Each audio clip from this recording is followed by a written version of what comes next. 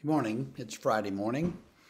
We're going to read Psalm 44, and I was going to skip through and only read parts of it, but I think I'm going to read the whole thing, and it's about 20 verses long, so take a deep breath. Here we go. O God, we have heard with our ears, our fathers have told us what deeds you performed in their days, in the days of old. You with your own hand drove out the nations, but then you planted. You afflicted the peoples, but them you set free. For not by their own sword did they win the land, nor did their own arm save them, but your right hand and your arm, and the light of your face, for you delighted in them. You are my king, O God, ordain salvation for Jacob.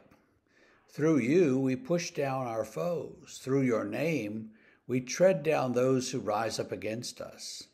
For not in my bow do I trust, nor can my sword save me. But you have saved us from our foes and have put to shame those who hate us. In God we have boasted continually, and we will give thanks to your name forever. But you have rejected us and disgraced us, and have not gone out with our armies. You have made us turn back from the foe, and those who hate us have gotten spoil. You have made us like sheep for the slaughter, and have scattered us among the nations. You've sold your people for a trifle and demand no high price for them.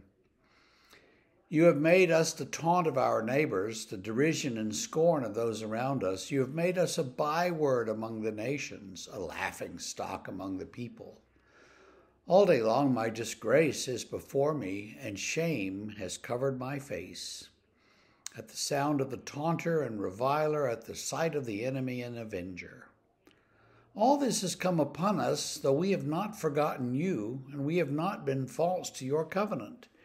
Our heart has not turned back, nor have our steps departed from your way.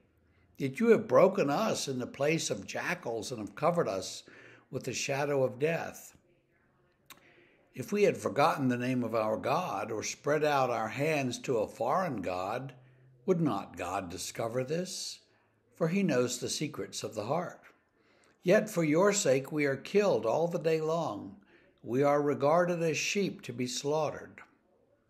Awake! Why are you sleeping, O Lord? Rouse yourself. Do not reject us forever.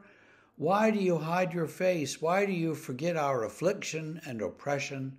For our soul is bowed down to the dust. Our belly clings to the ground. Rise up, come to our help. Redeem us for the sake of your steadfast love. I think this psalm is interesting for several reasons. It starts off with, we heard from our fathers how you rescued them and fought for them and defeated all their enemies. And wow, it was exciting back in those days. And though we still cling to you and fight on your side and don't trust in our bows, but trust in your name, you've rejected us and scattered us among the nations, and the nations are our enemies, and the nations have conquered us. It goes and says somewhere, that you've rejected us. Our fathers tell the story of how you supported and rescued them and fought on their side. And yet you're not supporting us, you're not rescuing us, you're not fighting on our side, and we are being slaughtered like sheep. So there's two sort of sections to this psalm. Paul quotes this psalm in Romans 8, right toward the end, in that sort of ringing declaration that nothing can separate us from the love of God. And he says, after he says we've been killed, he pauses and he quotes verse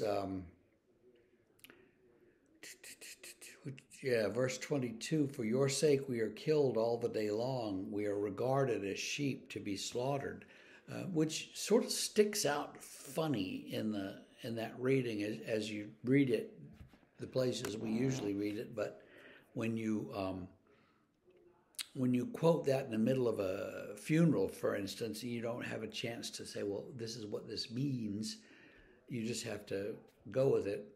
But Paul quotes it in the middle of that and says, we're like sheep ready to be slaughtered.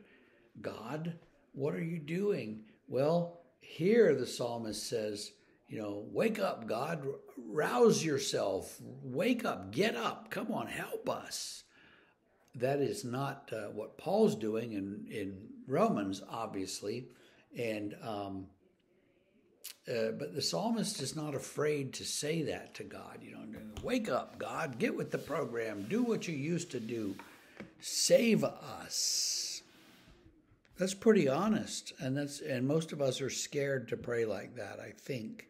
But that's pretty honest, and we shouldn't be scared of God or scared to pray the way the Psalms do.